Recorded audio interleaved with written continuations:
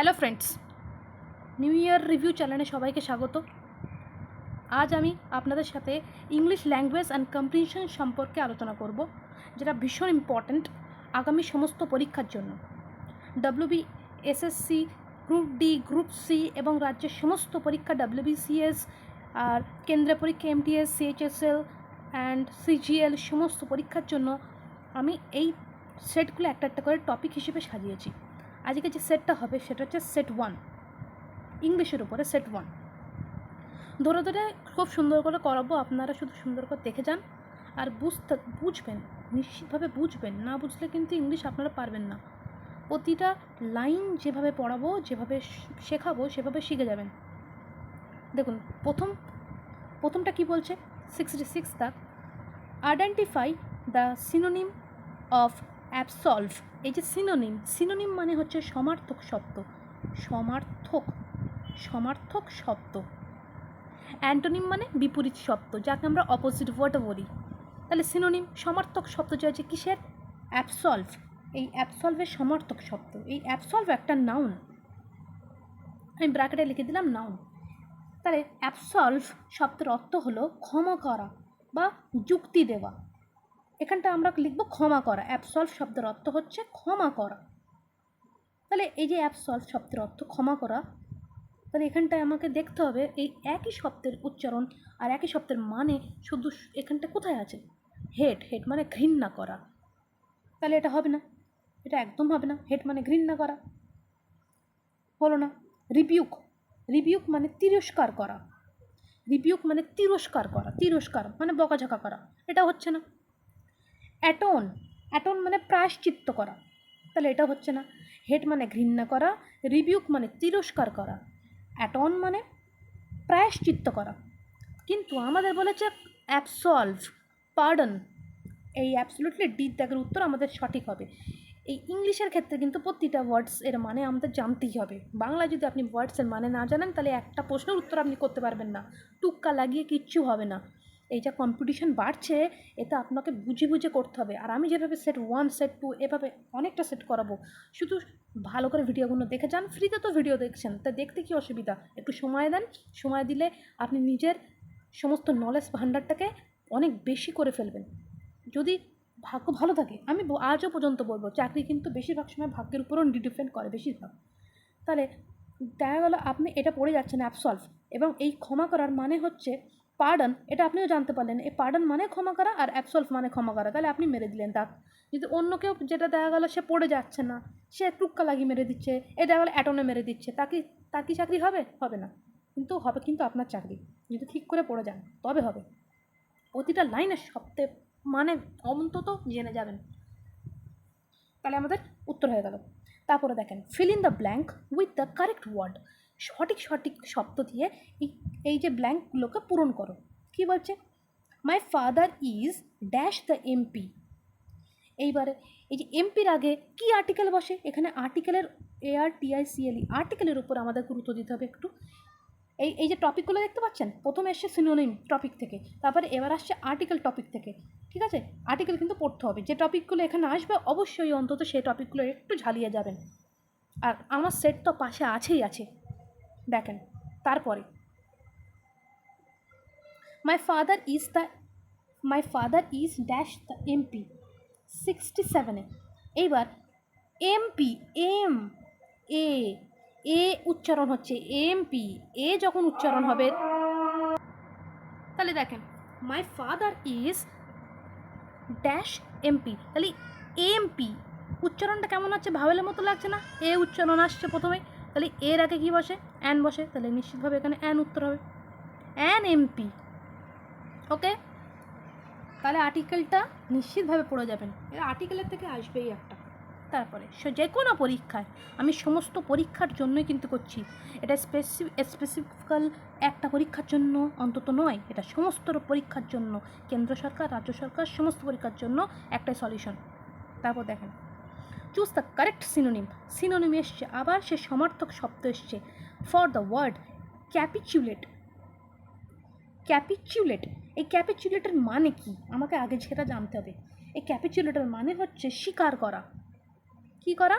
স্বীকার করা। তাহলে দেখেন তো, ডিফেন্ড মানে প্রতিহত করা, ডিফেন্ড মানে প্রতিহত করা হবে না। কনকুয়ার জয় করা, কনসিড স্বীকার করা। তাহলে এই যে কনসিড আমি পেয়ে গেছি, কনসিড মানে আমি জানি স্বীকার করা, তাহলে এটাই হবে আমার অপশান সি। ক্যাপিচুলেট মানে স্বীকার করা, কনসিড মানে স্বীকার করা। তাহলে আর অন্য কিছু আমাকে অন্তত জেনে রাখতে হবে। টেক অ্যান অ্যাডভান্টেজ অফ মানে সুযোগ নেওয়া।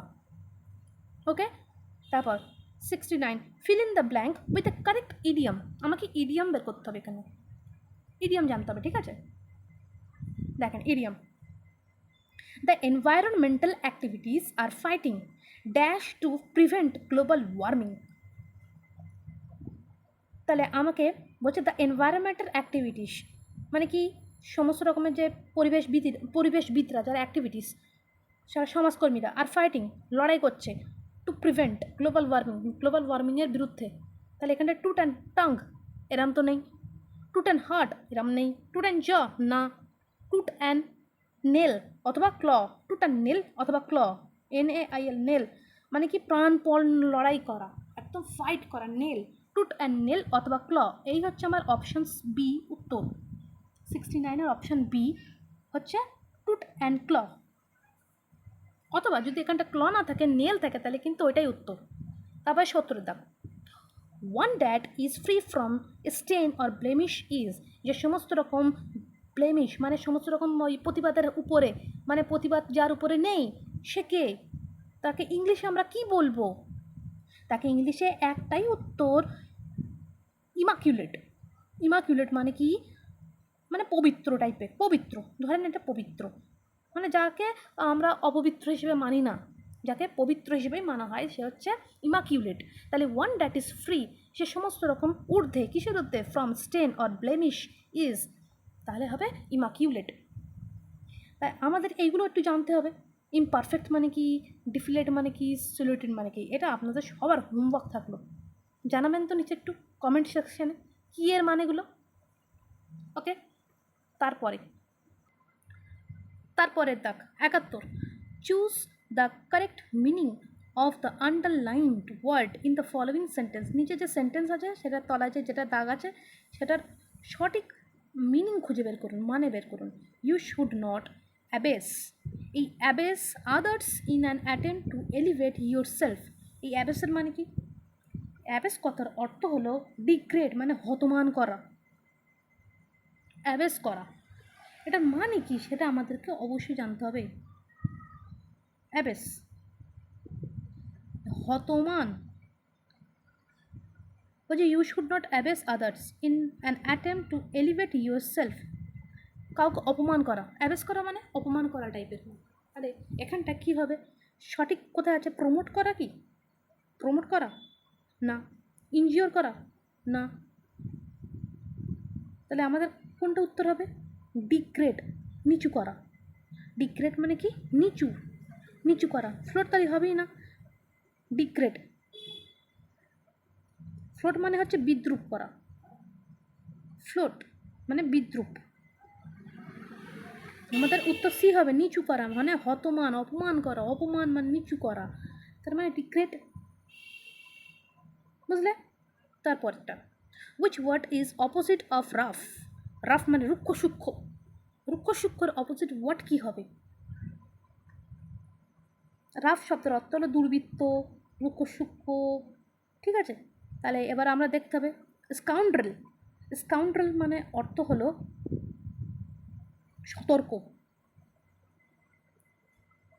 সরি এই স্কাউন্ড্রেল না, স্কাউন্ড্রেল মানে হচ্ছে যে হচ্ছে মানে ওই পাজি বদমাশ টাইপের হয়, আমি এইটা বলে ফেলেছি, পাজি হবে, পাজি বদমাশ। রাস্কেল, এটাও তো একটা রাস্কেল, বদমাশ টাইপেরই হয়, মানে বদমাশ, বদলোক। ক্রুক্ট, ক্রুক্ট মানে যে হচ্ছে কুটিল লোক, কুটিল, সারাক্ষণ পেঁচিয়ে থাকে, কুটিল, শকুনি মামার মতো। স্কাল্পচারস, এইটা মানে কি? এই যে স্ক্রাপুলাস শব্দটির অর্থ হলো সতর্ক বা বিবেকী, সতর্ক বা বিবেক, যার মধ্যে আছে বিবেক। রাফ মানে যে রুক্ষ সূক্ষ্ম, কিন্তু বিবেক মানে যার মধ্যে সে একটা কনসিয়াস আছে, তাই না? এটার মানে হচ্ছে এটা। উচ্চারণটা দেখেছো, SCRU, স্ক্রাপুলাস, LOUS, স্ক্রাপুলাস, বিবেকী বা সতর্ক যে। তাহলে রাফের উল্টো হয়ে যাবে কি? স্ক্রাপুলাস। তারপরটা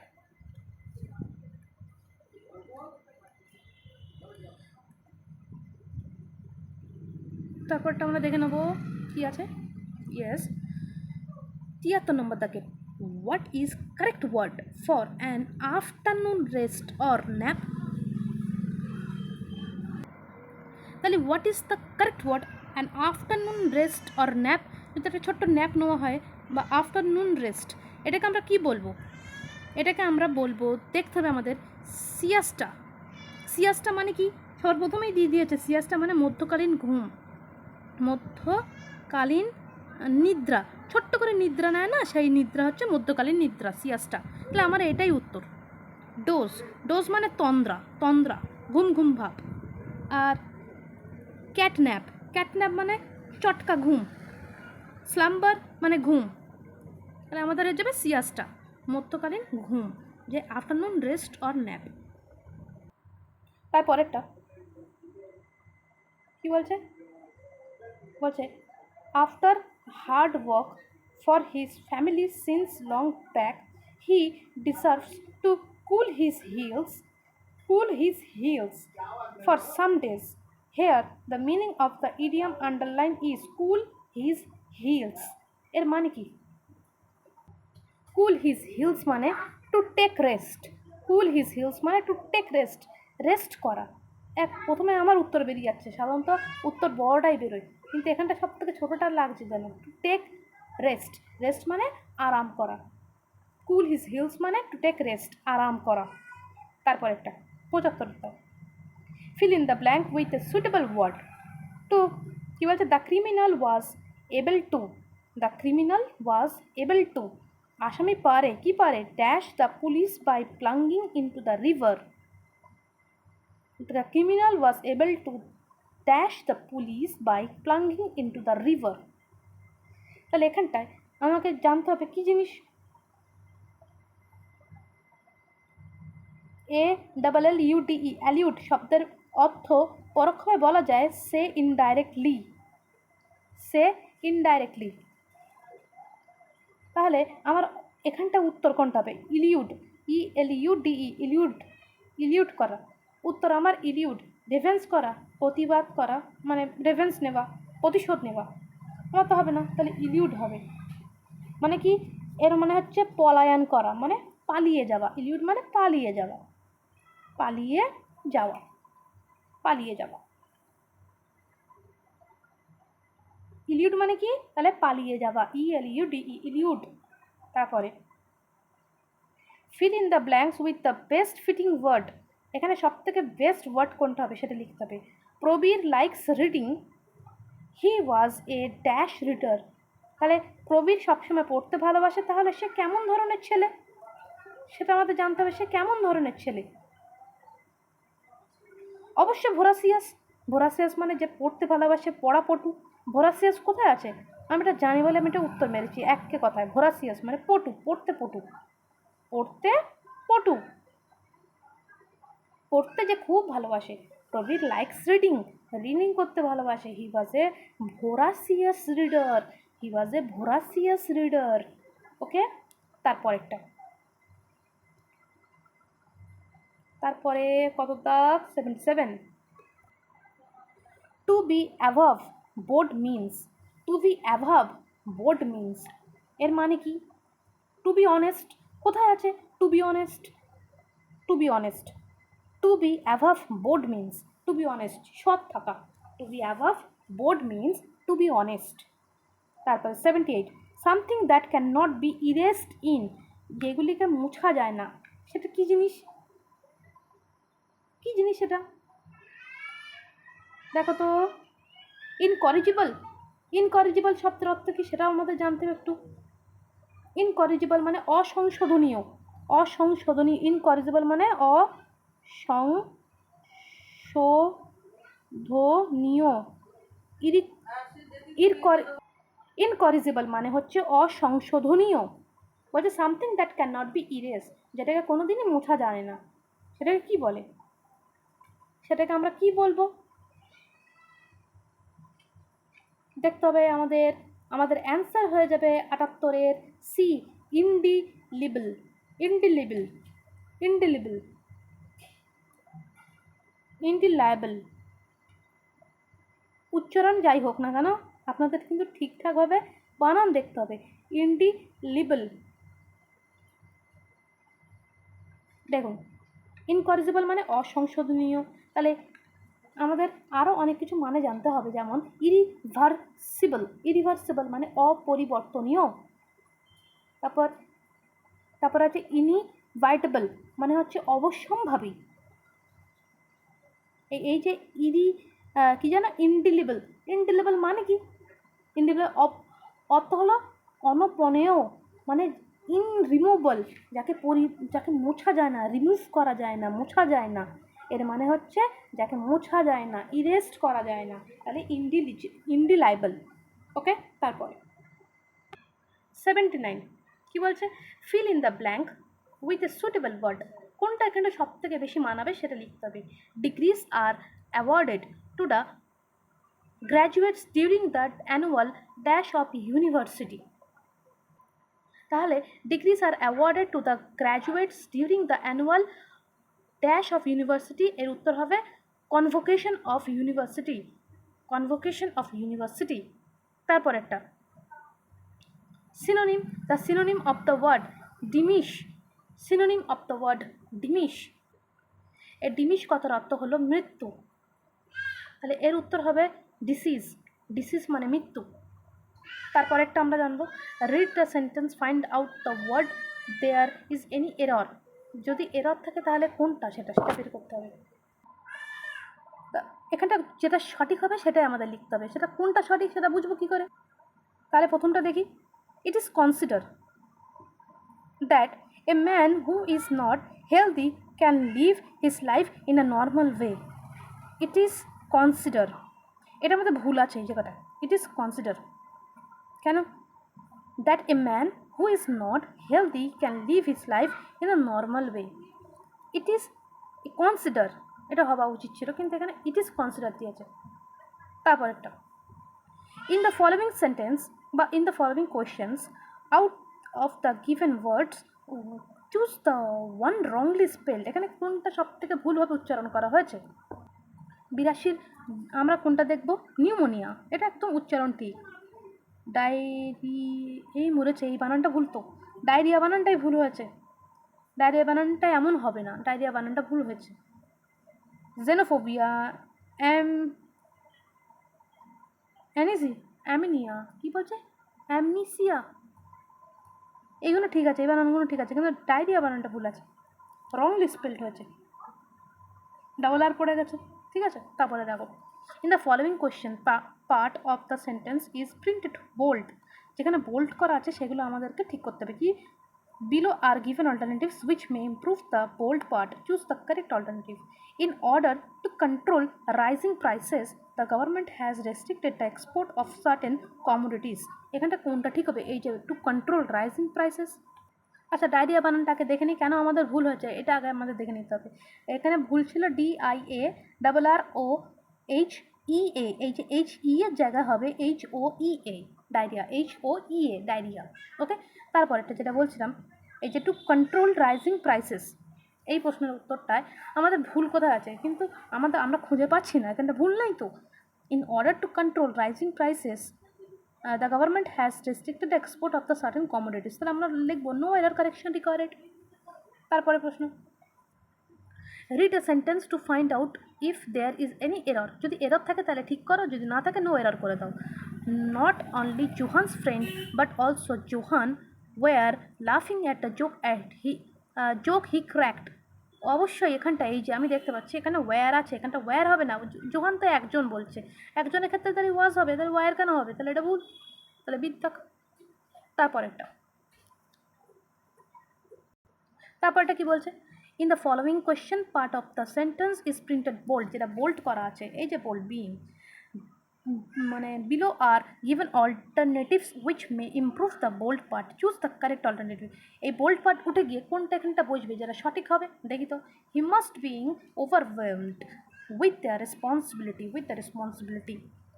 হি মাস্ট, এই যে মাস্ট আছে, মাস্ট আমাদের মডেল হচ্ছে, মডেলের সাথে কি বসে, হ্যাভ বিন, তাহলে এখানটা হবে have been. He must being উঠে গিয়ে হবে হ্যাভ বিন, মডেলের সাথে সর্বদা এই যে হ্যাভ আর বিন বসে, হি মাস্ট হ্যাভ বিন। এখানে বি হয়ে যাবে বিন, বি হয়ে যাবে বিন, তাহলে হ্যাভ বিন হবে। ওকে, তারপরেরটা ডাইরেকশন চেঞ্জ। এবার এটা কি বলছে দেখতে হবে। In the following passage some words have been omitted, কিছু কিছু ওয়ার্ড অমিট করা আছে। Select the most appropriate option for each blank. India rank third in, third in 86, তাহলে এই যে 86 যেটা আছে এখানটা কি বসবে, এখানটা বসবে in, third in, third in. Okay, renewable energy country attractive index in 2021, the country has set an ambitious target to achieve, 87 দাগের বি হবে achieve, target to achieve a capacity in 175 gigawatt worth of renewable energy. 88 দাগে কী হবে, 88 দাগে by the end of 2022, which just hardly forms expand, যেটা বেড়ে আছে, which expand মানে বেড়ে যাওয়া 500 gigawatt by 2030. This is the world's largest expansion plan in renewable energy. হয়ে গেল, এই আমাদের টোটাল 25খানা আমরা সলভ করলাম, 25 পিস সেট 1-এ। ওকে, ইংলিশের দিক থেকে। এরপরে সেট 2।